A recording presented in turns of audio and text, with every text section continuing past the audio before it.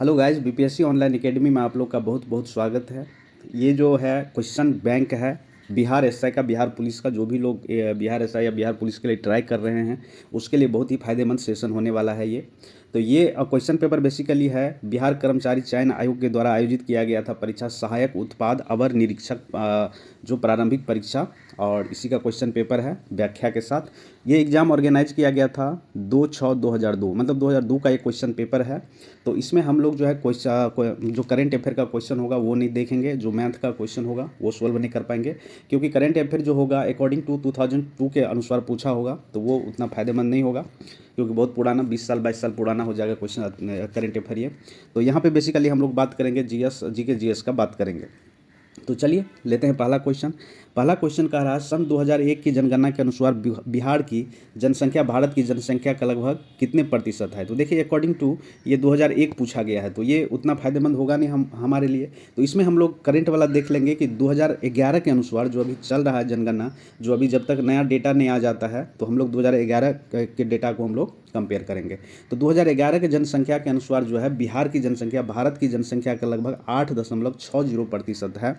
जनसंख्या की दृष्टि से 5 राज्य की अगर हम लोग बात करें तो 1 नंबर पे आता है उत्तर प्रदेश, 2 नंबर पे महाराष्ट्र, 3 नंबर पे बिहार और 4 नंबर पे आता है पश्चिम बंगाल, 5 नंबर पे आता है आंध्र प्रदेश। तो ये 5 राज्य को आप लोग याद कर सकते हैं। जनसंख्या के आधार पर ये बांटा गया है। क्वेश्चन नंबर दूसरा है कि निम्नलिखित में से किस राज्य में जनसंख्या का घनत्व प्रति वर्ग किलोमीटर सबसे अधिक है। तो देखिए ये भी पूछा गया है 2001 के अनुसार, तो ये भी नहीं हम लोग करेंगे, क्योंकि अब लेटेस्ट डेटा के अनुसार अगर हम लोग देख लेंगे 2011 के जनगणना के अनुसार, तो सर्वाधिक जनसंख्या घनत्व जो है प्रति वर्ग किलोमीटर की अगर बात करें तो सबसे ज़्यादा है बिहार का, जिसमें 1 वर्ग किलोमीटर में 1106 व्यक्ति निवास करते हैं। तो 1 नंबर पे आता है बिहार, 2 नंबर पे आता है बंगाल यानी पश्चिम बंगाल, जहाँ 10 से 28 लोग रहते हैं, केरल में है 860 और उत्तर प्रदेश में है 829। तो घनत्व के अनुसार जो है, अगर ये 4 स्टेट को आप लोग याद कर सकते हैं, बिहार 1 नंबर पे, पश्चिम बंगाल 2 नंबर पे, केरल 3 नंबर पे और उत्तर प्रदेश 4 नंबर पे है। नेक्स्ट क्वेश्चन है सन 2001 की जनगणना के अनुसार बिहार का लिंग अनुपात कितना है। तो देखिए यहाँ भी 2001 का पूछ दिया है जनगणना, तो ये भी हम लोग नहीं करेंगे, अभी के अनुसार देखेंगे। तो 2001 में 919 था लिंग अनुपात, जबकि 2011 में 1 घट गया है, 9 से 18 हो गया है। तो ये 2011 वाला आप डेटा याद रखेंगे। नेक्स्ट है 4 नंबर, सन 2001 की जनगणना के अनुसार बिहार की साक्षरता दर कितनी है। तो ये भी देखिए 2001 के अनुसार पूछा है। तो 2001 के अनुसार जब हम लोग बिहार का साक्षरता दर की अगर हम लोग बात करें तो उस टाइम में 47.53% था, जो कि 2011 में जो 61.8% साक्षरता दर है, 61.80% साक्षरता दर है वर्तमान में 2011 के डेटा के अनुसार। पर क्वेश्चन कहा जा रहा है सन 2001 की जनगणना के अनुसार भारत की कितनी प्रतिशत जनसंख्या नगरीय है। तो देखिए ये भी 2001 का पूछा है। तो 2001 में जो नगरीय जनसंख्या की जो प्रतिशत थी वो 27.81%, जो कि 2011 में बढ़कर हो गया है 31.16%। फिर से हम बता रहे हैं कि देखिए ये जो है 2011 वाला डेटा आप लोग याद करिएगा, ये पुराना वाला मत करिएगा। 6 नंबर क्वेश्चन कहा जा रहा है निम्न में से कौन सी चोटी संसार की दूसरी सबसे ऊंची चोटी है। तो ये है K2, जिसको गॉडविन स्टीन के नाम से भी हम लोग जानते हैं, गॉडविन स्टीन कहा जाता है इसको। तो ये संसार की दूसरी सबसे ऊंची चोटी है। चलिए तो इसका थोड़ा हम लोग देख लेते हैं सॉल्यूशन क्या है। तो विश्व की दूसरी सबसे ऊंची चोटी K2, जिसको गॉडविन ऑस्टिन भी कहा जाता है, यह ट्रांस हिमालय मतलब काराकोरम श्रेणी, जो कि जम्मू कश्मीर से ऊपर वाले पार्ट है वहाँ पर यह है, जो भारत की ऊंची चोटी भी है और दुनिया की दूसरी सबसे ऊंची चोटी है, जिसकी ऊंचाई 8611 मीटर है। विश्व की ऊंची चोटी माउंट एवरेस्ट है, जिसकी ऊंचाई है 18। यहाँ पर हम लोग 7 नंबर क्वेश्चन देखेंगे, निम्न में कौन सी नदी दक्षिण से उत्तर की ओर बहती है। तो देखिए ये लीना नदी जो है दक्षिण से उत्तर की ओर बहती है, और ये जो है रूस में यानी रसिया में ये बहने वाली एक नदी है। यह बैकाल पर्वत से निकलती है, लेप्टेव सागर में अपना जो मुहाना है वहाँ बनाती है। 8 नंबर क्वेश्चन कहा जा रहा है निम्न में कौन सी विश्व की सबसे गहरी झील है। तो लेक बैकाल जो है दुनिया के सबसे गहरी झीलों में झील है, जिसकी गहराई लगभग है 1642 मीटर की, और फीट में बात करें तो 53 से 87 फीट इसकी गहराई है। यूनेस्को ने इसे विश्व विरासत की सूची में सम्मिलित किया गया है। एक और झील है बालकस झील, जो कि कजाकिस्तान में है। टंगाई और विक्टोरिया झील जो है ये अफ्रीका महाद्वीप में स्थित है, और ये झील है विक्टोरिया झील अफ्रीका की सबसे बड़ी झील है, ये भी याद रखना है। अगर पूछा जाए अफ्रीका की सबसे बड़ी झील कौन सी है तो ये कौन सा है, तो ये झील है विक्टोरिया झील। तथा विश्व में मीठे पानी की दूसरी सबसे बड़ी झील जो है ये सुपीरियर है, जो कि यूएसए में है। इसका विस्तार केन्या, युगांडा और तंजानिया में है। ये हम लोग बात कर रहे हैं किसका, लेक विक्टोरिया का। इसका विस्तार कहाँ पर है, केन्या में है, युगांडा में है एवं तंजानिया में है। क्वेश्चन नंबर 9, इसमें कहा जा रहा है निम्न में कौन सी नदी में सबसे अधिक पानी बहता है। तो देखिए, अगर वॉल्यूम वाइज अगर बात करें तो सबसे ज़्यादा पानी ले जाने की जो क्षमता है वो किस में है, अमेजन रिवर में है।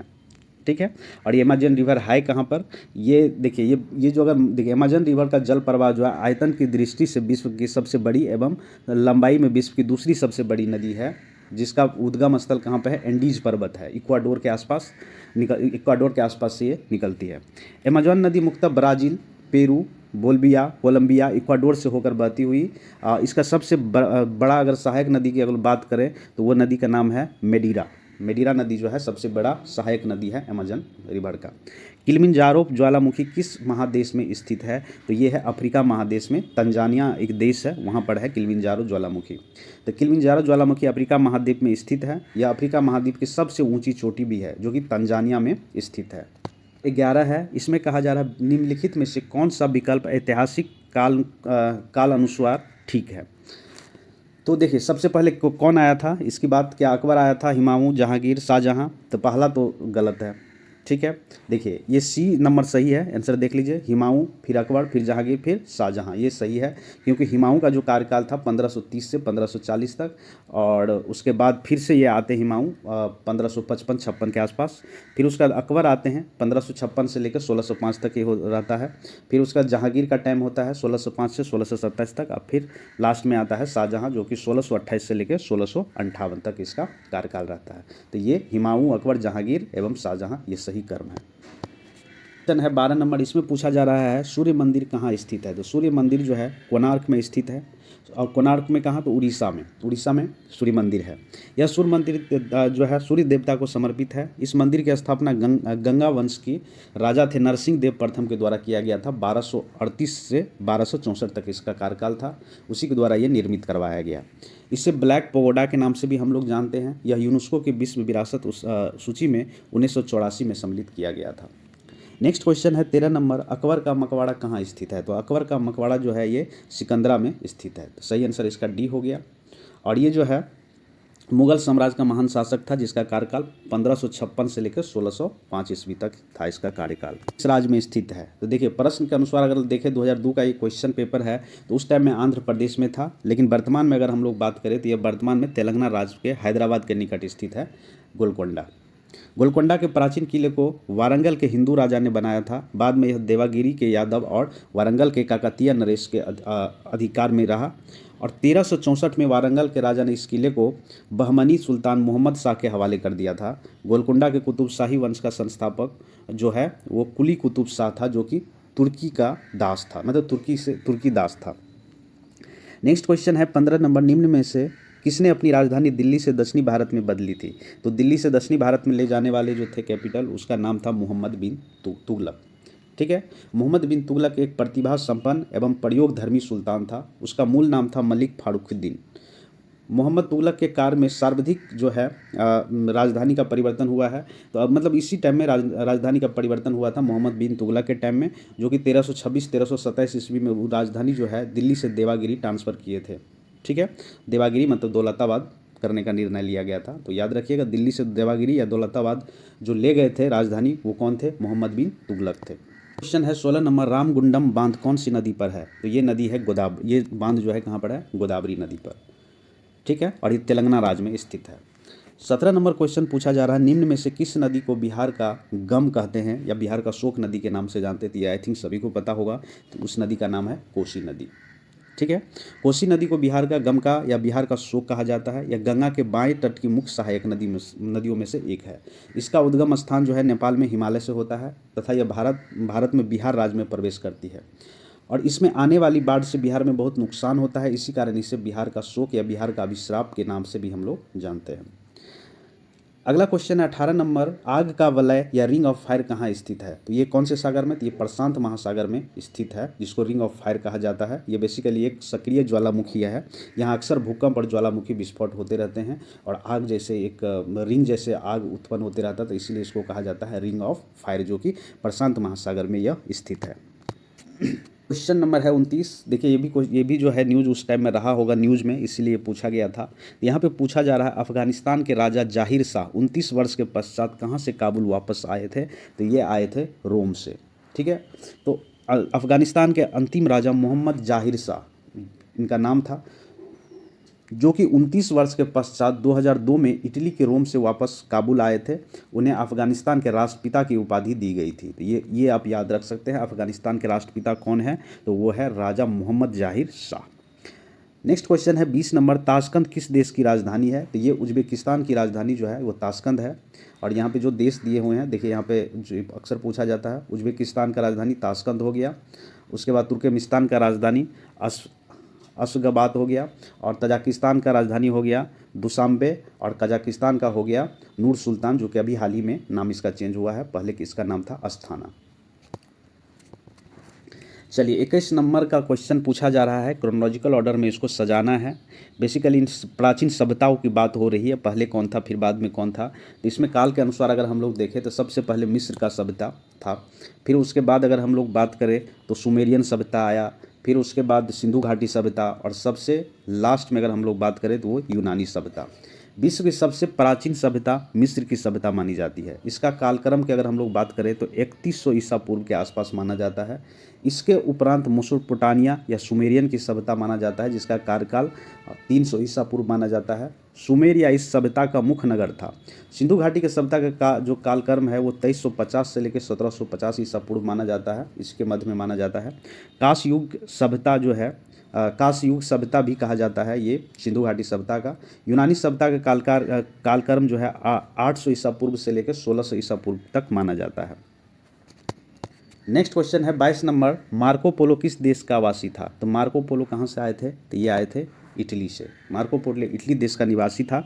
इसका जन्म 1254 ईस्वी में इटली के वेनिस शहर में हुआ था। यह इटली का एक यात्री था तथा व्यापारी, जो कि भारत आए थे। साउथ इंडिया में बेसिकली ये आए थे। नेक्स्ट है निम्न को एक ऐतिहासिक काल अनुसार में रखते हुए दिए गए कूट से ठीक उत्तर का चयन कीजिए। तो देखिए यहाँ पे गांधी दिया हुआ है, लेनिन दिया हुआ है, माओ त्से तुंग दिया हुआ है, मार्क्स दिया हुआ है। तो काल के अनुसार अगर हम लोग देखें तो मार्क्सवाद यानी कार्ल मार्क्स का जो टाइम था 1818 से 1883 तक, फिर गांधी का काल 1869 से 1948 तक, फिर लेनिन का काल 1870 से 1924 तक, फिर उसके बाद माओ त्से तुंग का बात अगर हम लोग करें तो ये है 1893 से 1976 तक। इस तरह से अगर हम लोग सजा लें तो देखिए सबसे पहले कौन होंगे? कार्ल मार्क्स होंगे, फिर उसके बाद गांधी के आएंगे, फिर उसके बाद लेनिन आएंगे, फिर तीसरे नंबर पे आते हैं माओ त्से तुंग। तो ये काल के अनुसार।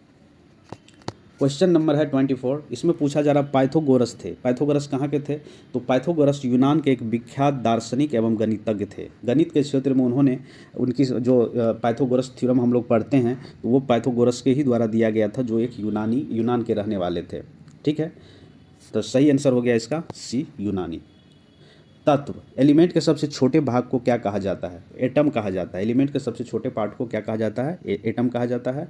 एटम किसी तत्व का वह छोटा कण है जो किसी भी रासायनिक अभिक्रिया में भाग ले सकता है, परंतु वह स्वतंत्र अवस्था में नहीं रह सकता है। परमाणु सिद्धांत का प्रतिपादन 1803 ईस्वी में जॉन डाल्टन के द्वारा किया गया था। निम्न में से किस व्यक्ति ने पूरी पृथ्वी का चक्कर लगाया था? तो वो कौन थे? मैगलेन जो ये थे पूरे पृथ्वी को ये चक्कर लगाए हुए थे, और ये रहने वाले थे पुर्तगाल के एक नाविक थे। उन्होंने सबसे पहले पूरी पृथ्वी का चक्कर लगाने वाले समुद्री अभियान का नेतृत्व किया था। तो सही आंसर हो गया मैगलेन। क्वेश्चन है 27 नंबर, माउंट एवरेस्ट पर पहुंचने वाले सर एडमंड हिलेरी कहाँ के निवासी थे? तो ये रहने वाले थे न्यूजीलैंड के। माउंट एवरेस्ट पर पहुंचने वाले सर एडमंड हिलेरी न्यूजीलैंड के में ऑकलैंड शहर के निवासी थे। माउंट एवरेस्ट पर विश्व में सर्वप्रथम पहुंचने वाले व्यक्ति एडमंड हिलेरी ही थे तथा नेपाल के निवासी शेरपा तेंजिंग नागरे थे, जिन्होंने उपलब्धि 19 मई 1953 को प्राप्त हुआ था। नेक्स्ट क्वेश्चन है 28 नंबर, रबर की खेती के लिए कौन सी जलवायु उपयुक्त होती है? तो ये है भूमध्य सागरीय जलवायु जो है रबर की खेती के लिए सबसे उपयोगी माना जाता है। और ये बेसिकली कहाँ पर होता है? इसका मूल स्थान कहाँ है? अमेजन बेसिन में है, थाईलैंड में है, इंडोनेशिया में है, मलेशिया में है, भारत में भी है, भारत में केरला के तरफ और चीन में है तथा श्रीलंका इसके मुख्य उत्पादक देश माने जाते हैं। नेक्स्ट क्वेश्चन है 29 नंबर, इसमें कहा जा रहा है नियाग्रा जलप्रपात किस नदी पर है? तो नियाग्रा जलप्रपात जो है यह सेंट लॉरेंस रिवर पर है, ठीक है। और ये जो है कनाडा के ओरिएंटो एवं अमेरिका के न्यूयॉर्क राज्य की अंतर्राष्ट्रीय सीमा पर स्थित है सेंट लॉरेंस, सॉरी ये नियाग्रा जलप्रपात, ठीक है। नेक्स्ट क्वेश्चन है 30 नंबर, इसमें पूछा जा रहा है पेनिसिलिन का आविष्कार किसने किया था? तो पेनिसिलिन का आविष्कार करने वाले जो वैज्ञानिक थे एडवर्ड फ्लेमिंग थे और ये इसका आविष्कार इन्होंने 1928 में किया था और 1945 में इसको चिकित्सा के क्षेत्र में नोबेल पुरस्कार दिया गया था। क्वेश्चन है 31 नंबर, इसमें पूछा जा रहा है जावर की खाने किस खनिज के लिए प्रसिद्ध है? तो देखिए ये जो है जस्ता के लिए प्रसिद्ध है। जवार की खान जो है राजस्थान के उदयपुर जिला में स्थित है। जस्ता अयस्क के लिए प्रसिद्ध है। यह व्यापारिक स्तर पर संचालित होने वाली यह देश की एकमात्र खान है जिसका संचालन हिंदुस्तान जिंक लिमिटेड के द्वारा किया जाता है। देश में जस्ते का सर्वाधिक भंडार 92% जो है वो कहाँ से प्राप्त करते हैं हम लोग? राजस्थान से। यह भीलवाड़ा, राजसमंद व उदयपुर जस्ता उत्पादन केंद्र भी है यहाँ पर। नेक्स्ट क्वेश्चन है 32 नंबर, निम्न में से किस राज्य में जनगणना 2001 के अनुसार नगरीय जनसंख्या का प्रतिशत सबसे अधिक है? तो ये भी देखिए 2001 का पूछा गया है तो उस टाइम के अनुसार हम लोग बात नहीं करेंगे। तो 2011 के अनुसार अगर हम लोग बात करेंगे तो सर्वाधिक नगरीय जनसंख्या वाला जो राज्य है वो कौन सा है? गोवा है, ठीक है। और उस टाइम में तमिलनाडु था। हम लोग देखेंगे भारत में सबसे अधिक मछली किस राज्य में पकड़ी जाती है? तो देखिए उस टाइम का डेटा था ये सितंबर 2019 का डेटा के अनुसार हम लोग बात करें तो भारत में मछली उत्पादन में अगर विश्व के दूसरा स्थान में आता है भारत, ठीक है, और पहला स्थान आता है चीन। तो ये उस टाइम के डेटा के अनुसार है तो इसकी बात हम लोग यहाँ पर नहीं करेंगे। नेक्स्ट क्वेश्चन है 34 नंबर, राजमार्ग नंबर यानी राजमार्ग संख्या नंबर 8 निम्न में से किन किन नगरों को जोड़ता है? तो ये जोड़ता है दिल्ली मुंबई को। दिल्ली से मुंबई तक जाने वाले राजमार्ग कितना है? NH8 है, ठीक है। नेक्स्ट क्वेश्चन है 35 नंबर, इसमें पूछा जा रहा बम्बई एवं थाने के मध्य सबसे पहली रेलगाड़ी किस सन में चलाई गई थी? तो ये चलाया गया था कब? 1853 में। भारत में सर्वप्रथम रेलगाड़ी British governor general Lord Dalhousie के कार्यकाल में चला था 1853 में बम्बई से थाने के बीच, और ये कितना 33 किलोमीटर के आसपास ये दूरी तय किया था। नेक्स्ट क्वेश्चन है 36 नंबर, निम्न में से भारत के किस राज्य में गन्ने का उत्पादन प्रति एकड़ सबसे अधिक है? तो देखिए ये जो है महाराष्ट्र में, ठीक है, महाराष्ट्र में है। और अभी के अनुसार अगर हम लोग बात करें तो गन्ने का सबसे अधिक उत्पादन जो होता है कहाँ पर? उत्तर प्रदेश में किया जाता है। क्वेश्चन है 37 नंबर, इंटीग्रल कोच फैक्ट्री कहाँ स्थित है? तो ये स्थित है पेरम्बूर जो कि चेन्नई में है, और चेन्नई कहाँ पर? तमिलनाडु में। इसका स्थापना जो हुआ था 1955 के आसपास किया गया था।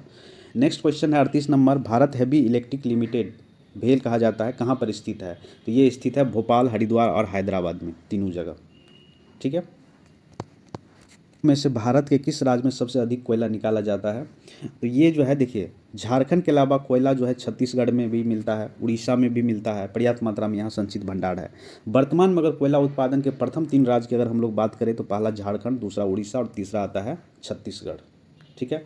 लेटेस्ट डेटा के अनुसार अगर हम लोग बात करें तो इसमें जो है लगभग 8.67% की वृद्धि दर्ज की गई है। तो इसमें भी जो आंसर है CA है, झारखंड ही होगा। नंबर है 40, निम्न में से किस नदी घाटी में कोयला नहीं पाया जाता है? तो सतलज नदी घाटी में कोयला नहीं पाया जाता, बाकी दामोदर, सोन और वर्धा नदी के आसपास जो है कोयला का भंडार पाया जाता है। 41 नंबर क्वेश्चन है, निम्न में कौन सी झील कृत्रिम झील है? तो ये जयसमंद झील जो है ये कृत्रिम झील है, आर्टिफिशियल झील है, और ये जयसमंद झील भारत की दूसरी सबसे बड़ी कृत्रिम झील है। यह राजस्थान के उदयपुर में स्थित है। इस झील का निर्माण जो है राजा जयसिंह के द्वारा करवाया गया था। भारत की पहली सबसे बड़ी कृत्रिम झील जो है गोविंद बल्लभ पंत सागर झील है। ये कहाँ पर है? कमेंट बॉक्स में मुझे बताइए। नंबर है 42, निम्न में कौन सी नदी सिंधु की सबसे लंबी सहायक नदी है? तो ये कौन सा है? चिनाब है। इसका एक्सप्लेनेशन हम लोग देख लेते हैं। चलिए, तो चिनाब नदी सिंधु नदी की सबसे लंबी सहायक नदी है। इसका उद्गम स्थल जो है वो कहाँ पर है? हिमाचल प्रदेश के लाहुल में जो है बरालाचा दर्रा या बरालाचा पास कहा जाता है, वहाँ से इसका उद्गम स्थल है, ठीक। चलिए, और इसके अलावा अगर हम लोग बात करें तो झेलम, रवि, सतलज, ब्यास, ये सबसे जो है सारे नदी जो है सहायक नदी है सिंधु नदी के, और ये सिंधु नदी से जो पाकिस्तान सीमा के समीप मिलती है सारे नदी। नेक्स्ट क्वेश्चन है 43 नंबर, निम्न में कौन सा पर्वत सबसे पुराना है? तो अरावली पर्वत जो है सबसे पुराना पर्वत श्रेणियों में से एक है, मतलब सबसे पुराना श्रेणी माना जाता है। ये जो इसका जो फॉर्मेशन हुआ था ये प्री कैम्ब्रियन काल में हुआ माना जाता है, और इसका जो श्रृंखला है दिल्ली से, गुजरात से लेकर दिल्ली तक इसका विस्तार है। अगर हम लोग बात करें तो 1722 मीटर की जो सबसे ऊंची चोटी है अरावली का, उसका नाम है गुरु शिखर, जो कहाँ पर है? माउंट आबू राजस्थान में स्थित है। 44 नंबर, हजरत ईसा मसीह को सूली पर किस दिन चढ़ाया गया था? तो उस दिन हम लोग क्या मनाते हैं? गुड फ्राइडे मनाते हैं, उसी दिन इनको सूली पर चढ़ा दिया गया था। गुड फ्राइडे मुख्यतः ईसाई धर्म में मनाया जाता है। गुड फ्राइडे जो है मुख्यतः किस में मनाया जाता है? ईसाई धर्म में मनाया जाता है। इसी दिन रोम के शासक के द्वारा ईसा मसीह को सूली पर चढ़ा दिया गया था।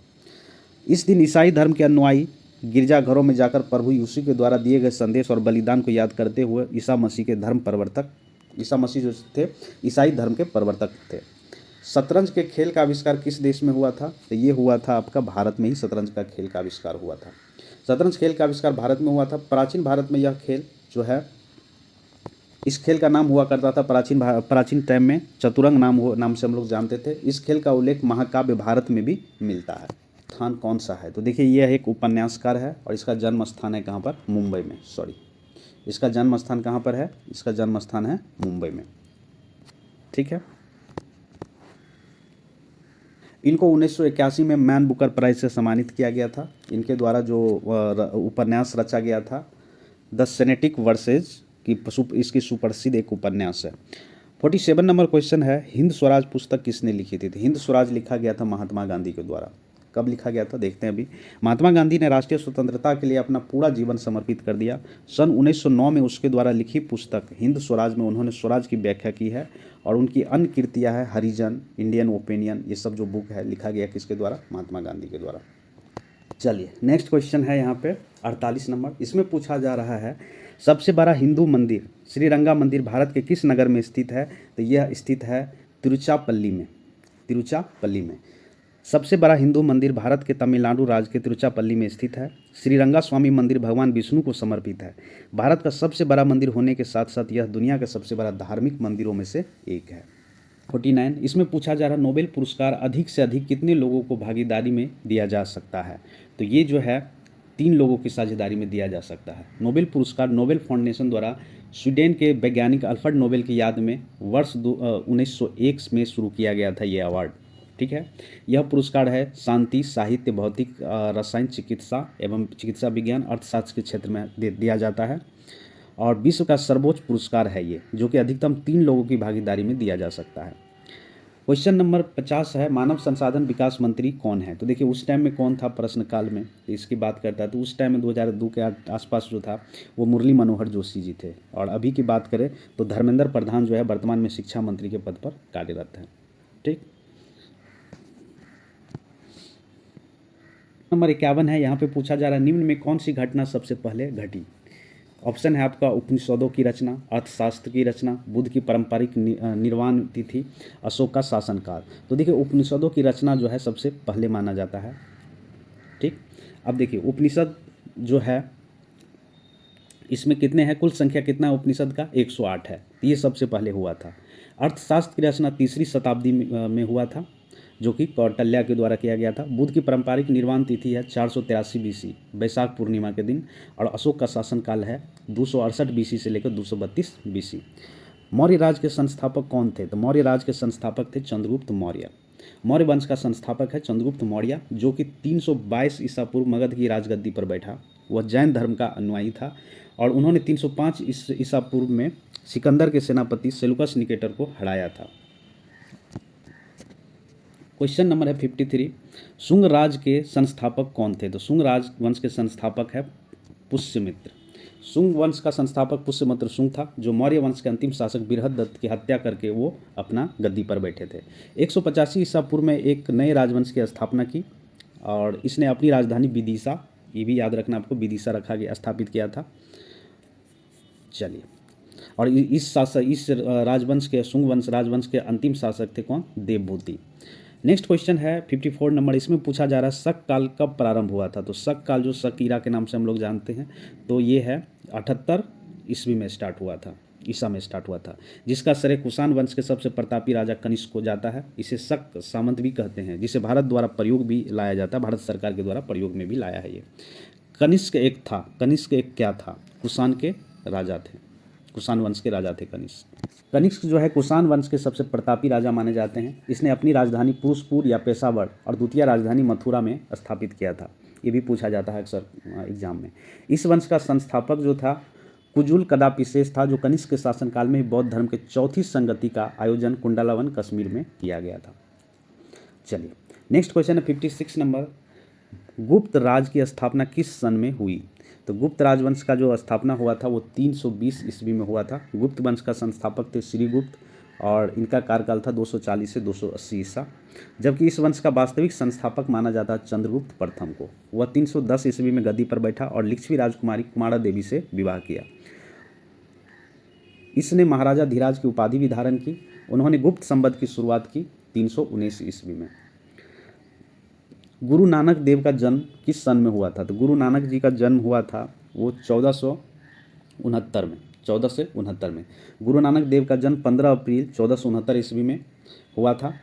पंजाब के रावी नद के तट पर स्थित तलवंडी नाम का एक जगह है, वहीं पर हुआ था, जो अब ननकाना साहिब पाकिस्तान के नाम से, ये पाकिस्तान में चला गया ननकाना साहब, अब ननकाना साहब के नाम से हम लोग जानते हैं। इसके माता व पिता का नाम तृप्ता देवी और कालूराम था।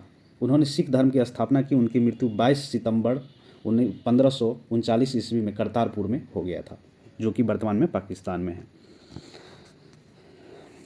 जो ये सिख सर्किट के तरह करतारपुर कॉरिडोर विकसित भी किया जा रहा है भारत सरकार के द्वारा। 58 नंबर। निम्न में कौन सी घटना सबसे पहले घटी? तो देखिए ये बीजापुर के आदिल शाह का राज, ये सबसे पहली घटी थी। इसका सही आंसर है डी, बीजापुर में आदिल शाह का राज। तो अगर ये देखें बीजापुर में आदिल शाह का वंश 1489 ईस्वी में संस्थापक इसके तो कौन थे? यूसुफ आदिल शाह। अहमदनगर में निजाम शाही वंश 1490, संस्थापक थे इसके मलिक अहमद। पुर्तगालियों का गोवा पर कब्जा हुआ था इस टाइम में। कुतुब शाह का गोलकुंडा राज, ये 1512 ईस्वी में, इसके संस्थापक थे कुली कुतुब शाह। नेक्स्ट क्वेश्चन है 59 नंबर। पानीपत का प्रथम युद्ध किसके बीच लड़ा गया था या किसके बीच हुआ था? ये बाबर और इब्राहिम लोदी के बीच हुआ था और ये लड़ा गया था 21 अप्रैल 1526 ईस्वी को ये लड़ा गया था इब्राहिम लोदी व बाबर के बीच, जिसको पानीपत की प्रथम लड़ाई के नाम से हम लोग जानते हैं, जिसमें बाबर विजय हुआ था। इब्राहिम लोदी युद्ध के दौरान मारा गया था। बाबर ने इस युद्ध में विजय होने के परिणामस्वरूप भारत में जो है मुगल साम्राज्य की स्थापना की थी। ठीक है। इब्राहिम लोदी के मध्यकाल का प्रथम शासक जो युद्ध काल में मारा गया था। क्वेश्चन नंबर 60 है। इसमें कहा जा रहा है हेमू को किसने हराया था? तो हेमू को हराने वाला कौन था? अकबर थे। पानीपत की दूसरी लड़ाई 15 नवंबर 1556 ईस्वी को लड़ा जाता है अकबर और हेमू के बीच, जिसमें अकबर की विजय हुई। इस युद्ध के समय अकबर जो थे मात्र 14 वर्ष का ही था। बैरम खां अकबर के स्थान पर लड़े हुए थे, तो अकबर का संरक्षण था। इस युद्ध में अपनी विशेष भूमिका अदा की थी। खालसा की स्थापना किसने की थी? तो खालसा का स्थापना जो है गुरु गोविंद सिंह के द्वारा किया गया था। खालसा पंथ की स्थापना 1699 ईस्वी में सिखों के 10वें एवं अंतिम गुरु गोविंद सिंह ने की थी। पाहुल प्रणाली की शुरुआत भी गुरु गोविंद सिंह ने की थी। उन्होंने सभी लोगों को अपने नाम के अंत में सिंह शब्द जोड़ने पर जोर दिया। उन्हें अपने आप को सच्चा बादशाह कहा। नेक्स्ट क्वेश्चन है 62 नंबर। नादिर शाह किस देश का वासी था? तो नादिर शाह कहाँ से आए थे? फारस से आए हुए थे। नादिर शाह ईरान यानी फारस कहा जाता था उस टाइम में, वहाँ के निवासी थे। फरवरी 1739 में उन्होंने पंजाब पर आक्रमण किया। उस समय दिल्ली का शासक मोहम्मद शाह था, जो 14 फरवरी 1739 को करनाल युद्ध में मुगल बादशाह और नादिर के मध्य हुआ था। उसमें मुगल सेना पराजित हुई। तत्पश्चात दोनों की संधि हो गई, परंतु सादक खान के जो एक उसके साथ आए थे, नादिर शाह के साथ आए हुए थे सदाकत खां, तो उन्होंने उनके कहने पर 20 मार्च 1739 को दिल्ली पर अधिकार कर लिया। यह दिल्ली के 87 दिन तक रहा और वापस जाते समय तख्ते जो कोहिनूर का हीरा था अपने साथ ले गया। नादिर शाह को ईरान का नेपोलियन भी कहा जाता था, ये भी आप याद रखेंगे, नादिर शाह को ईरान का नेपोलियन कहा जाता है। नेक्स्ट क्वेश्चन है 63 नंबर। दीन इलाही किसने शुरू किया? तो दीन इलाही शुरू किया गया था अकबर के द्वारा। दीन इलाही मुगल बादशाह अकबर के द्वारा 1582 ईस्वी में चलाया गया था। यह जो है एक धर्म तथा यह एक धर्म था जिसका मुख्य आधार था एकेश्वरवाद। इस धर्म में सभी धर्मों के मूल तत्वों का समाविष्ट किया गया। इसका प्रधान पुरोहित जो थे अब्दुल फजल थे, जिसको स्वीकार करने वाला प्रथम और अंतिम हिंदू बीरबल था। ठीक है, इसको करने वाला प्रथम और अंतिम हिंदू कौन थे? बीरबल थे। अब पुरोहित कौन? अबू फजल थे। नेक्स्ट क्वेश्चन है 64 नंबर, निम्न में से कौन सा मौलिक अधिकार नहीं है? तो निःशुल्क शिक्षा का अधिकार जो है ये मौलिक अधिकार नहीं है। आरंभ में भारतीय, ये देखिए उस टाइम की बात है, तो चलिए उसके बाद बात हम लोग करते हैं। उस टाइम प्रश्न के अनुसार के हम लोग बात कर रहे हैं। तो आरंभ में भारतीय संविधान में शिक्षा को मूल या मौलिक अधिकार के अंतर्गत स्थान नहीं दिया गया था, लेकिन सर्वोच्च न्यायालय ने मोहिनी जैन के मामले में शिक्षा के अधिकार को अनुच्छेद 21 के अंतर्गत एक मूल अधिकार घोषित किया। कब? तो 86 में संविधान संशोधन 2000 में। ठीक है, इसीलिए उस टाइम में न्यूज़ में बना था, इसीलिए ये क्वेश्चन पूछा गया है। अनुच्छेद 21 के अंतर्गत शिक्षा के अधिकार को मौलिक अधिकार का दर्जा प्रदान किया गया। इसमें राज्य में 6 से 14 वर्ष की आयु के सभी बच्चों को निःशुल्क शिक्षा देना अनिवार्य हो गया। नेक्स्ट क्वेश्चन है 65 नंबर, इसमें पूछा जा रहा निम्न में कौन सा मौलिक कर्तव्य नहीं है? तो मौलिक कर्तव्य जो है वैज्ञानिक संस्कार का विकास करना, ये एक मौलिक कर्तव्य नहीं है। बाकी आम भाईचारे की भावना को उजागर करना ये मौलिक कर्तव्य है। उसके बाद राष्ट्रीय उद्यानों का संरक्षण करना ये भी एक मौलिक कर्तव्य है। भारत की समृद्धि विरासत का संरक्षण करना ये भी एक मौलिक कर्तव्य है। लेकिन वैज्ञानिक संस्कार का विकास करना ये जो है एक मौलिक कर्तव्य नहीं है। चलिए इसका एक्सप्लेनेशन देखते हैं। मूल कर्तव्य प्रारंभ में भारतीय संविधान में समाहित नहीं था। इसे 1976 में कांग्रेस द्वारा गठित सरदार स्वर्ण सिंह समिति की अनुशंसा पर 42वें संविधान संशोधन 1976 के द्वारा जोड़ा गया। अतः संविधान में एक नया भाग 4 क यानी अनुच्छेद 51 क जोड़कर नागरिकों के लिए कुल 10 मौलिक कर्तव्यों का समावेश किया गया। वर्तमान में अनुच्छेद 51 क के अंतर्गत मौलिक कर्तव्य की कुल संख्या जो है 11 है। 11वां जो कर्तव्य है, 11वां मूल कर्तव्य अनुच्छेद 51 क के तहत 86वें संविधान संशोधन 2002 जोड़ा गया, जो कि 11वें मूल कर्तव्य के अंतर्गत 6 से 14 वर्ष के बच्चों को माता पिता अथवा जो भी उनके अभिभावक है या संरक्षक है उन्हें शिक्षा का अवसर प्रदान करना उपलब्ध है। ये बात मेंशन किया गया है 11वें मूल कर्तव्य में। तो मूल कर्तव्य 11 है अभी वर्तमान में। क्वेश्चन नंबर 66 है, इसमें पूछा जा रहा निम्न में से कौन सा भारतीय सेना के सुप्रीम कमांडर है? तो राष्ट्रपति होते हैं भारतीय सेना के सुप्रीम कमांडर। भारत का राष्ट्रपति भारतीय सेना का सुप्रीम कमांडर होता है। अनुच्छेद 53 के अंतर्गत वह तीनों सेनाओं मतलब थल सेना, वायुसेना एवं नौसेना का प्रधान सेनापति होता है। उसे युद्ध घोषित करना तथा शांति स्थापित करने की शक्ति प्राप्त है। वह तीनों सेनाओं अध्यक्ष की नियुक्ति भी करता है, किंतु राष्ट्रपति इस शक्ति के प्रयोग को संसद द्वारा विधि बनाकर विनियम या नियंत्रण किया जा सकता है। ठीक है, चलिए नेक्स्ट क्वेश्चन है 67 नंबर, भारत की पार्लियामेंट का उद्घाटन किस सन में हुआ था? तो ये हुआ था 1927 में। भारत की पार्लियामेंट संसद भवन का उद्घाटन लॉर्ड इरविन द्वारा 1927 में किया गया था नई दिल्ली में। इस भवन का अभिकल्पना 2 प्रसिद्ध वास्तुकार सर एडवर्ड लुटियंस और हेवर्स बेकर के द्वारा तैयार किया गया था, लेकिन अभी नया बिल्डिंग बन गया है तो वो भी आप लोग देखिएगा। नेक्स्ट क्वेश्चन है 68 नंबर, राज्यसभा में कितने निर्वाचित सदस्य होते हैं? तो देखिए, तो अभी हम लोग चेंज होते रहता, तो अभी हम लोग इसका सॉल्यूशन देखते हैं, उसमें पता चलेगा। तो संविधान के अनुच्छेद 80 राज्यसभा के गठन के बारे में है, ये भी याद रखना आपको। अनुच्छेद कितना? 80। अनुच्छेद 80(1) में यह उपबंधित किया गया है कि राज्यसभा में अधिक से अधिक 250 सदस्य हो सकते हैं। कितने? 250 सदस्य हो सकते हैं। इसमें 238 सदस्य जो है राज्य तथा संघ राज्य क्षेत्र से चुने जाएंगे और 12 सदस्य को राष्ट्रपति द्वारा मनोनीत किए जाएंगे। 250 में 238 राज्य और केंद्र शासित प्रदेश रहेंगे और 12 जो है राष्ट्रपति द्वारा मनोनीत किए जाएंगे। लेकिन इसमें कुछ चेंज हुआ है, चलिए देखते क्या चेंज हुआ है। वर्तमान में राज्यसभा के कुल सदस्यों की संख्या है 245। इसमें से 229 सदस्य विभिन्न राज्य से और 4 सदस्य दिल्ली से और 3 एवं पांडिचेरी से, एक पांडिचेरी से संघ राज्य से निहित है तथा शेष 12 सदस्य जो होगा वो राष्ट्रपति द्वारा मनोनीत किए जाएंगे। इसमें भी शायद फिर से कुछ चेंजेज आए हैं, तो ये इसमें एक बार आप लोग क्रॉस चेक करिएगा इसको। नेक्स्ट क्वेश्चन है, संसद में लोकसभा के कुल सदस्यों की संख्या कितनी है? तो देखिए इसमें जो है 552 है। लोकसभा का गठन भारतीय संविधान के अनुच्छेद 81 के तहत किया जाता है। देखिए राज्यसभा कितना है? 80 और लोकसभा का गठन संविधान के 81 में मेंशन है। अनुच्छेद 81 के तहत मूल संविधान में लोकसभा का सदस्य की संख्या कितने हैं? 500 है, निश्चित की गई है, लेकिन समय समय पर इसमें वृद्धि की गई है। पुनः 31वें संविधान संशोधन 1974 में किया गया था, जिसमें लोकसभा की अधिकतम संख्या 525 से बढ़ाकर 545 कर दी गई थी। परंतु गोवा दमनदीप जो पुनर्गठन अधिनियम 1987 में हुआ है, इसके द्वारा निश्चित किया गया कि लोकसभा सदस्य की अधिकतम संख्या जो है 552 हो सकती है। ठीक है, तो इस तरह से क्या होता है, घटते बढ़ते रहता है। तो आप लोग एक बार देखिएगा, इसको फिर से क्रॉस चेक कीजिएगा। 70 नंबर इसमें पूछा जा रहा है, भारत के अटर्नी जनरल की नियुक्ति कौन करता है? तो इसकी नियुक्ति जो है वो राष्ट्रपति के द्वारा होता है। ये जो है भारत के संविधान के भाग 5 में अनुच्छेद 76 के तहत भारत में महान्यायवादी, जिसको अटॉर्नी जनरल ऑफ इंडिया कहते हैं हम लोग, इस पद का सृजन किया गया। अनुच्छेद 76 के अनुसार महान्यायवादी की नियुक्ति जो है मंत्रिपरिषद की सलाह पर राष्ट्रपति के द्वारा किया जाएगा। है भारत की प्रथम पंचवर्षीय योजना किस सन में प्रारंभ हुई थी? तो ये शुरू किया गया था 51 से 56 तक ये चला था।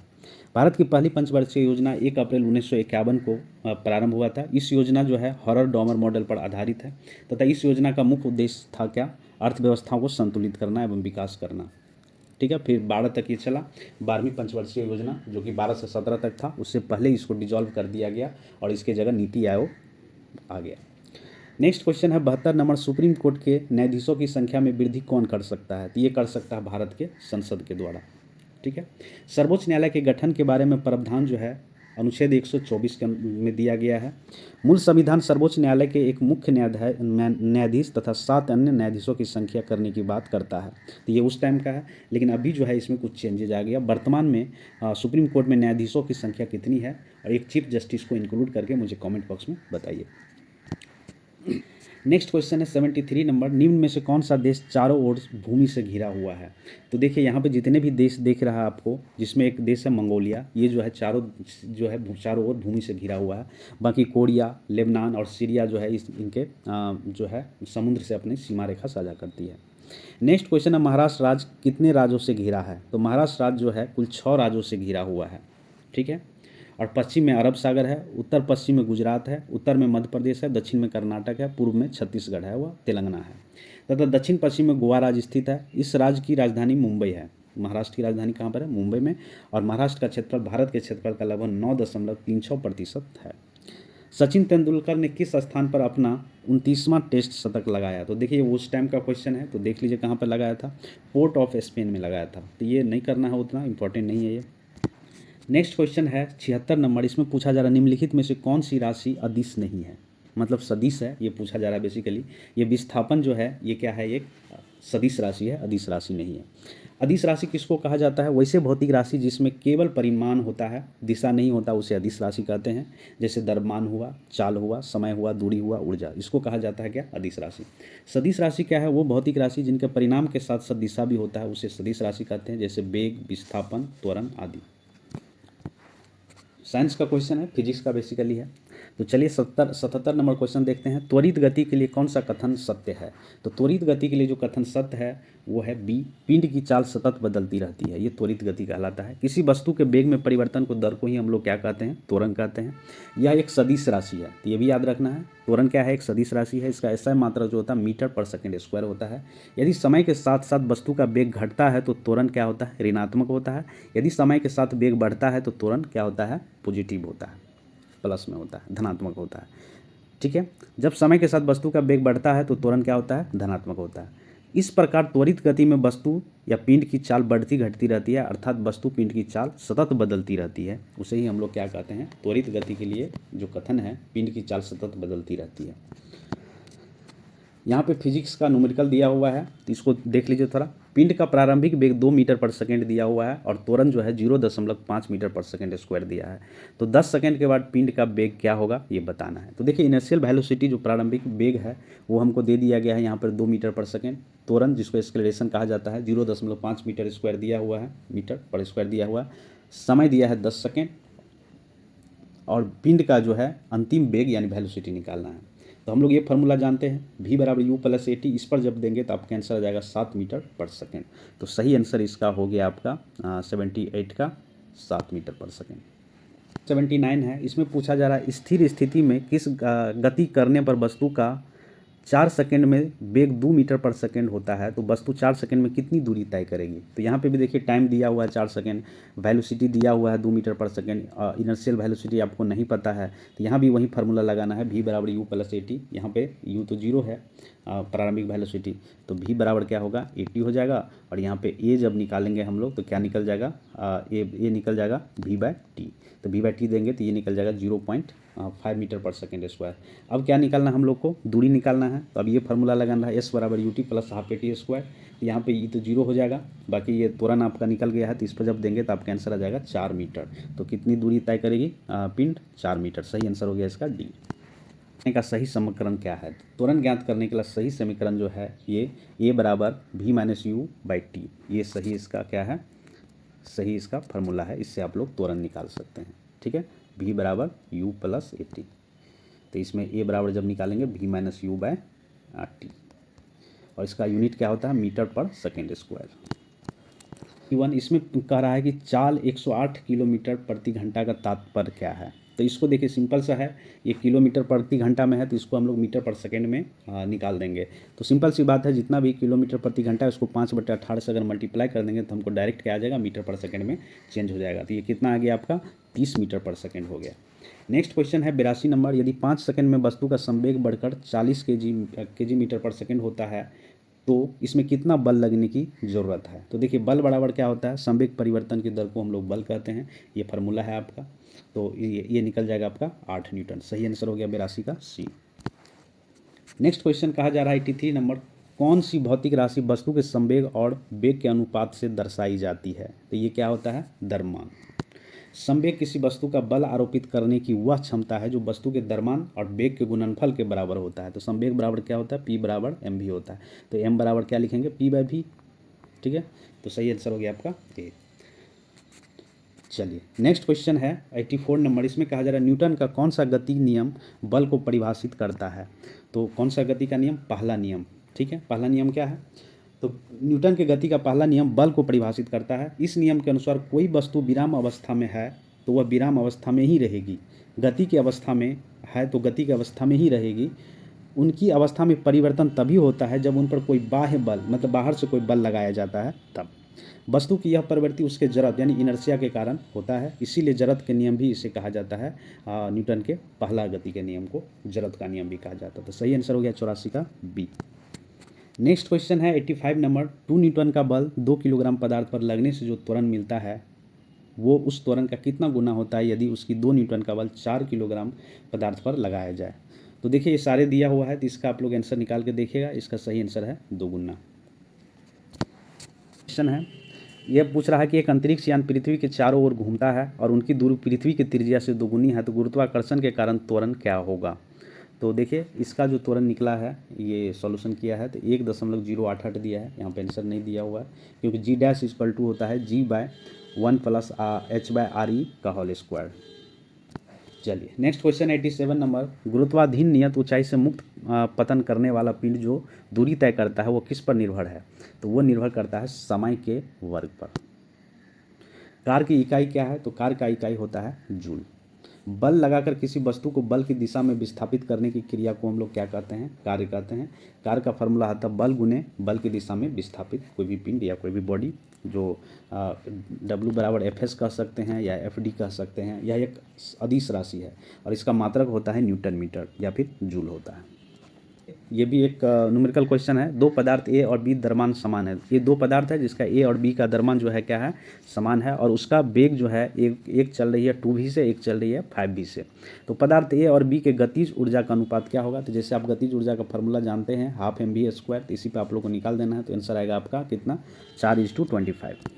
नेक्स्ट क्वेश्चन है 90 नंबर, इसमें पूछा जा रहा है 1 जूल कितने कैलोरी के बराबर होता है। तो एक, जैसे कि आप लोगों को पता है कैलोरी 1 ग्राम जल का ताप 1 डिग्री सेल्सियस बढ़ाने के लिए आवश्यक ऊष्मा की मात्रा को ही हम लोग क्या कहते हैं, कैलोरी कहते हैं।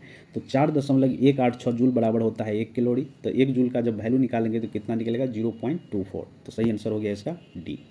नेक्स्ट क्वेश्चन है 91 नंबर, इसमें पूछ रहा -40 डिग्री सेल्सियस है, इसको फ़ारेनहाइट में कैसे चेंज करेंगे। तो ये फार्मूला आप लोग देखे होंगे, तो इसमें जब आप कैलकुलेट करिएगा तो ये आ जाएगा -40 है। 92, इसमें पूछा जा रहा खगोलीय पदार्थ देखने के लिए किसका उपयोग किया जाता है। तो ये उपयोग किया जाता है टेलीस्कोप का। नेक्स्ट क्वेश्चन है चुंबकीय क्षेत्र की तीव्रता की इकाई है, तो इसका इकाई होता है टेस्ला। चुंबकीय क्षेत्र का जो इकाई होता है उसका क्या होता है, टेस्ला होता है।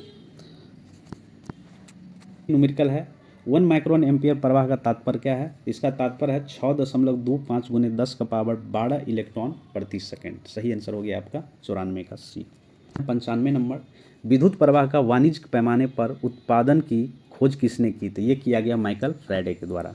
विद्युत प्रवाह का वाणिज्यिक पैमाने पर उत्पादन की खोज किसके द्वारा किया गया, माइकल फैराडे के द्वारा किया गया। कितना कैरेट शुद्ध सोना कहलाता है, तो 24 कैरेट का सोना शुद्ध सोना कहलाता है। नेक्स्ट क्वेश्चन है अल्फा और बीटा किरणें की खोज किसने की थी, तो अल्फा और बीटा कणों का जो खोज किया गया था वो किया गया था रदरफोर्ड के द्वारा। तो सही आंसर हो गया ये रदरफोर्ड। नेक्स्ट क्वेश्चन है 98 नंबर, इसमें पूछा जा रहा है एल्युमिनियम है, इसका द्रव्यमान संख्या दिया है, परमाणु संख्या दिया है, इसकी इलेक्ट्रॉनिक संरचना क्या है। तो जो आप लोग 1s2 2s2 2p6 वगैरह देखते हैं तो उसमें अगर हम लोग निकालेंगे तो ये एल्युमिनियम का हो जाएगा ये 283। तो सही आंसर हो गया आपका ये। 99 नंबर क्वेश्चन पूछा जा रहा है यदि परमाणु की तीसरी कक्षा सबसे बाहरी कक्षा हो तो इसमें इलेक्ट्रॉन की अधिकतम संख्या क्या हो सकती है, तो अधिकतम संख्या हो सकती है 8। क्वेश्चन नंबर 100 है निम्नलिखित में से कौन सी धातु क्षार है, तो ये लिथियम जो है क्या है, ये क्षार धातु है। ठीक है, क्षार धातु ऐसी धातु होती है जो समान गुण प्रदर्शित करती है। इनमें आवर्त सारणी में एस ब्लॉक में रखा जाता है, जैसे सोडियम हो गया, पोटासियम हो गया, रूबिडियम हो गया, सीजियम हो गया एवं फ्रेंसियम हो गया। तो ये सब कैसा धातु है, ये सब क्षार धातु है। नेक्स्ट क्वेश्चन है 101 नंबर, इसमें पूछा जा रहा है फेरस सल्फेट को ऊष्मा द्वारा विघटित करने पर क्या होता है, क्या पैदा होता है, तो फेरस ऑक्साइड। इसमें पूछा जा रहा है निम्नलिखित में से सोडियम आयन की इलेक्ट्रॉनिक संरचना कौन सी है, मतलब सोडियम का इलेक्ट्रॉनिक कॉन्फ़िगरेशन पूछा जा रहा है।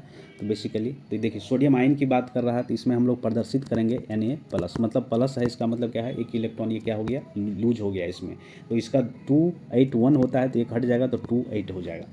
नेक्स्ट क्वेश्चन है 103 नंबर, तत्व X के परमाणु की बाहरी की कक्षा में 4 इलेक्ट्रॉन है, इस तत्व का हाइड्रोजन के साथ संयोजन बनाने पर क्या सूत्र होगा, तो सूत्र हो जाएगा XH4। इसको आप लोग देख लीजिए, केमिस्ट्री का क्वेश्चन है ये। क्वेश्चन नंबर है 104, निम्नलिखित में से कौन सी अणु संरचना में इलेक्ट्रॉन भागीदारी करते हैं, तो ये कौन सा है, H2O में। एक ही तत्व अथवा विभिन्न तत्वों के परमाणु के मध्य इलेक्ट्रॉन की साझेदारी या भागीदारी के द्वारा बनने वाला बंधन सहसंयोजी बंधन कहलाता है। जल के एक अणु में 2 हाइड्रोजन परमाणु सहसंयोजी बंधन द्वारा बंधे रहते हैं, ऑक्सीजन के एक परमाणु के साथ जुड़े होते हैं, तो क्या बनता है, हमारा जल बनता है। यहाँ पे देखिए न्यूमेरिकल है 105 नंबर, इसका सही आंसर है आपका सी 6.023 गुने 10 का पावर 21। और नंबर पानी का अणुभार क्या है, तो देखिए पानी का फार्मूला H2O होता है, तो ये हाइड्रोजन का कितना हो गया, एक होता है एक हाइड्रोजन का, तो ये 2 हो गया, और ये होता है कितना 16 होता है, तो दोनों मिलकर कितना हो गया 18 हो गया। तो सही आंसर इसका हो गया पानी का अणुभार 18 AMU। क्वेश्चन नंबर है 107, कार्बन की संयोजकता कितनी है, तो कार्बन की संयोजकता है 4। कार्बन तत्व का परमाणु क्रमांक 6 होता है। कार्बन अत्यधिक प्राकृतिक का एक तत्व है, ठीक है, ये प्रकृति का एक तत्व है। कार्बन की संयोजकता 4 है। इलेक्ट्रॉनिक विन्यास जो लिखते हैं 1s2 2s2 1s2 2s2 2p ऐसे करके लिखते हैं। तो ये जो है इसकी जो संयोजकता है कितने हैं, 4 है, मतलब बाहर में जो इलेक्ट्रॉन होते हैं बाहरी कक्षा में कितने इलेक्ट्रॉन, 4 इलेक्ट्रॉन होते हैं। कौन सी ठोस स्वरूप में सूक्ष्म बर्फ के रूप में जाना जाता है, तो ये देखिए कार्बन डाइऑक्साइड CO2 को हम लोग क्या कहते हैं, सूक्ष्म बर्फ भी कहा जाता है। नेक्स्ट क्वेश्चन है एलपीजी में कौन सी गैस मुख्य होती है, तो एलपीजी में जो मुख्य गैस होती है वो क्या होती है, ब्यूटेन होती है। द्रवित पेट्रोलियम गैस एलपीजी कहा जाता है। प्रोपेन, ब्यूटेन तथा आइसोब्यूटेन और हाइड्रोकार्बन का एक मिश्रण है जिसमें ब्यूटेन जो होता है मुख्य गैस होती है। क्वेश्चन नंबर 110, जो देखिए ऑक्सीजन दिया है, परमाणु संख्या 8 दिया है, परमाणु संख्या 8 दिया है, परमाणु द्रव्यमान 16 दिया है। दूसरा है परमाणु संख्या 8, परमाणु संख्या 17, परमाणु द्रव्यमान 17, परमाणु संख्या तीसरा में दिया है 8 और परमाणु द्रव्यमान दिया है 18। इसको क्या कहा जाता है, इसको समस्थानिक कहा जाता है। समस्थानिक किसको कहते हैं, एक ही तत्व के वही परमाणु जिनके परमाणु संख्या समान हो लेकिन किंतु द्रव्यमान संख्या भिन्न भिन्न होते हैं तो उसको क्या बोला जाता है, समस्थानिक कहा जाता है। जैसे ये ऑक्सीजन का समस्थानिक है, ये हाइड्रोजन का 3 समस्थानिक है, ये भी पूछा जाता है। प्रोटियम, ड्यूटेरियम और टाइटेनियम ये हाइड्रोजन का जो है समस्थानिक है। कहा जा रहा है 111 में, यहाँ पे देखिए परमाणु संख्या भी अलग है और द्रव्यमान संख्या भी अलग अलग है, तो इसको क्या कहा जाता है, तो इसको समन्यूट्रॉनिक कहा जाता है। समन्यूट्रॉनिक या आइसोन्यूट्रॉनिक कहा जाता है, जिसमें न्यूट्रॉन की संख्या दोनों में अगर निकालेंगे तो कितना होगा, 50 है। क्वेश्चन नंबर है 112, न्यूक्लियन समान नाम से जाने जाते हैं, या किसके लिए जाने जाते हैं? तो ये कहा जाता है किसको? प्रोटॉन और न्यूट्रॉन को। ठीक है, न्यूक्लियन से तात्पर्य नाभिक में उपस्थित प्रोटॉन और न्यूट्रॉन के योग से होता है। नेक्स्ट क्वेश्चन है 113 नंबर, इसमें पूछा जा रहा है बीटा कण किस प्रकार का आवेश वहन करता है? तो ये ऋणात्मक होता है। अल्फा कण जो होता है धनात्मक होता है, बीटा पार्टिकल निगेटिव यानी ऋणात्मक होता है, और गामा इस पर क्या होता है? कोई भी आवेश नहीं होता है। 14 नंबर, इसमें पूछा जा रहा है इलेक्ट्रॉन का द्रव्यमान कितना होता है? तो इलेक्ट्रॉन का द्रव्यमान होता है 9.1 इंटू 10⁻⁻21 ग्राम। ठीक है, अगर किलोग्राम में बात करेंगे तो -31 किलोग्राम हो जाएगा। देखिए यहाँ पे नेक्स्ट 115 मैथ का है, जो नहीं देखने वाले हम लोग। 116 नंबर भी मैथ का है, जो लोग बनाना चाहे बना लीजिए। 117 नंबर क्वेश्चन भी मैथ का है। 118 नंबर भी मैथ का है। 119 नंबर भी मैथ का है। 120 नंबर जो है देखते हैं यहाँ 120 से। इसमें पूछा जा रहा है सजावटी पौधा है, कौन सा इसमें सजावटी पौधा है? तो कैक्टस जो है एक सजावटी पौधा है। नेक्स्ट क्वेश्चन है औषधीय पौधा इसमें से कौन सा है? तो नीम जो है, नीम को औषधीय पौधा कहा जाता है। 122 नंबर, खाद्य उत्पादक पौधे कौन सा है इसमें? तो मकई जो है खाद्य उत्पादक पौधा है। 123 नंबर क्वेश्चन है कोशिका में राइजोबियम का क्या कार्य होता है? इसका काम होता है प्रोटीन संश्लेषण में सहायता करना। मतलब कोशिका में मानते सेल में जो राइबोसोम होता है उसका कार्य क्या होता है? प्रोटीन संश्लेषण में सहायता करना इसका मेन काम होता है। और इसको सबसे पहले इसका खोज जो किया था पैलेंडे ने किया था सन 1950 ईस्वी में। नेक्स्ट क्वेश्चन है 124 नंबर, कोशिका में सूत्रकणिका का क्या कार्य है? तो इसका कार्य है ऊर्जा पैदा करना, ऊर्जा पैदा करना। इसको हम लोग माइटोकॉन्ड्रिया के नाम से भी जानते हैं, जिसको power house of the cell भी कहा जाता है माइटोकॉन्ड्रिया को। नंबर भी यहाँ मैथ का सवाल है। 126 नंबर भी मैथ का सवाल है। 127 नंबर भी मैथ का सवाल है। 128 भी मैथ का सवाल है।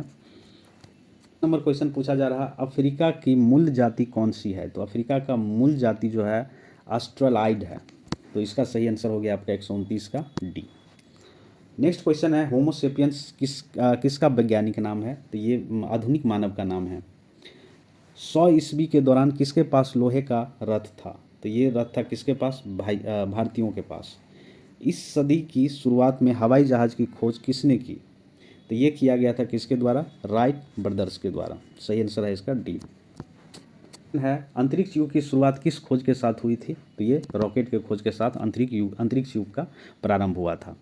निषेचन की क्रिया कहाँ पर होती है? तो ये अंडवाहिनी में किया जाता है निषेचन। मनुष्य के निषेचन की क्रिया मादा की अंडवाहिनी में यानी फैलोपियन ट्यूब कहा जाता है, इसमें संपन्न होती है। इस क्रिया में नर का जो है जो एक सेकेंड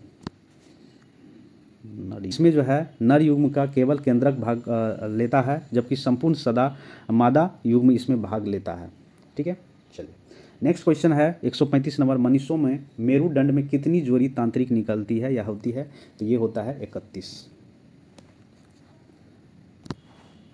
तथा क्रियात्मक इकाई क्या है? तो ये होता है न्यूरॉन। प्रतिवर्तित क्रिया का संचालन केंद्र कहाँ है? तो ये होता है कहाँ पे? मेरुदंड में। रिफ्लेक्सिव एक्शन कहा जाता है। नेक्स्ट क्वेश्चन है निम्नलिखित में से किसका वनस्पतिक उत्पादन किसके तने से होता है? तो ये होता है आलू। क्वेश्चन नंबर है 139, कोशिका में द्रव के आने जाने का नियंत्रण कौन करता है? तो ये कोशिका झिल्ली द्वारा किया जाता है, जिसको सेल मेम्ब्रेन भी कहते हैं हम लोग। क्वेश्चन नंबर है 140, राइबोसोम किसकी सतह पर होती है? तो ये होता है एंडोप्लाज्मिक। तो ये कहाँ पर होता है? तो इसका सही आंसर है सी, एंडोप्लाज्मिक रेटिकुलम। ठीक है, राइबोसोम राइबोन्यूक्लिक अम्ल जिसको आरएनए कहा जाता है एवं प्रोटीन के बने होते हैं। ये जीवित कोशिकाओं में पाए जाते हैं, या अंतर्द्रव जालिका जिसको एंडोप्लाज्मिक रेक्टम की झिल्लियों की सतह पर सटे होते हैं, या अकेले या गुच्छों में कोशिका द्रव के बिखरे होते हैं। ऐसे राइबोसोम जो गुच्छे में मिलते हैं पॉलीराइबोसोम या पॉलीसोम भी कहा जाता है इनको। नेक्स्ट क्वेश्चन है मस्तिष्क का कौन सा भाग श्वास और रक्त संचालन की क्रियाओं का नियंत्रण करता है? तो ये है मेंडुला ऑब्लंगाटा। सही आंसर है 141 का डी। तो 42 नंबर, स्वस्थ मनुष्य का डायस्टोलिक दबाव एचजी के एमएम में कितना होता है? तो ये होता है 80। जैसे बीपी कहा जाता है, बीपी कितना होता है? 120/80 होता है। सिस्टोलिक ऊपर वाले को कहा जाता है, नीचे वाले को डायलोस्टिक कहा जाता है। नेक्स्ट क्वेश्चन है 143 नंबर, कौन से रंग की किरणें की उपस्थिति में प्रकाश संश्लेषण जो है द्रुततर होती है? तो ये लाल। नेक्स्ट क्वेश्चन है, कौन सी उपकरण विद्युत ऊर्जा को यांत्रिक ऊर्जा में रूपांतरित करती है? तो ये है विद्युत मोटर, जो कि विद्युत ऊर्जा को यांत्रिक ऊर्जा में बदलने का काम करता है। नेक्स्ट क्वेश्चन है 145 नंबर, निम्नलिखित में से कौन सा विद्युत शक्ति का इकाई नहीं है? तो ये वाट पर सेकंड जो है विद्युत शक्ति का इकाई नहीं है, बाकी वाट, वोल्ट पर एम्पियर, जूल पर सेकंड ये जो है विद्युत शक्ति का इकाई है। प्रतिरोध की इकाई क्या होता है? तो प्रतिरोध का क्या होता है? ओम होता है। प्रकाश वर्ष किसकी इकाई है? तो प्रकाश वर्ष जो है दूरी का इकाई है। प्रकाश वर्ष दूरी का मात्रक है। एक प्रकाश वर्ष जो होता है, निर्वात में प्रकाश के द्वारा एक वर्ष में चली गई दूरी को ही प्रकाश वर्ष कहते हैं, जो कि कितने के बराबर होता है? 9.46 × 10⁻15 मीटर के बराबर होता है। गुजरात के सबसे बड़ा शहर कौन सा है? तो गुजरात का सबसे बड़ा शहर है अहमदाबाद। जनसंख्या एवं क्षेत्रफल के आधार पर सबसे बड़ा है अहमदाबाद। मनुष्य के शरीर का सामान्य तापमान क्या होता है? तो सामान्य तापमान होता है 98.4 डिग्री फ़ारेनहाइट होता है, ठीक है। और डिग्री सेल्सियस में बात करें तो होता है 37 डिग्री सेल्सियस। क्वेश्चन है 150 नंबर, इसमें पूछा जा रहा प्रकाश संश्लेषण की क्रिया में किसकी जरूरत नहीं होती है? तो देखिए, सूर्य प्रकाश की जरूरत होती है, CO2 की जरूरत होती है, हरित लवक की जरूरत होती है, लेकिन ऑक्सीजन की जरूरत नहीं होती है। तो चलिए, इसी के साथ आज का मेरा ये सेशन यही खत्म होता है। आई होप कि आप लोग को समझ में आया होगा ये सेशन। और ये जो भी लोग बिहार पुलिस या बिहार एसआई का तैयारी कर रहे हैं, तो उसके लिए बहुत ही फ़ायदेमंद है ये, ताकि पता चले कि पिछले 10, 12 या 15 साल में क्या पूछा गया है बिहार पुलिस वाले एग्ज़ाम में। तो ये बहुत ही फ़ायदेमंद होने वाला है आप लोगों को, तो ज़रूर इसको देखिएगा। अगर सेशन अच्छा लगा तो लाइक करिए, शेयर करिए, सब्सक्राइब करिए। Thank you.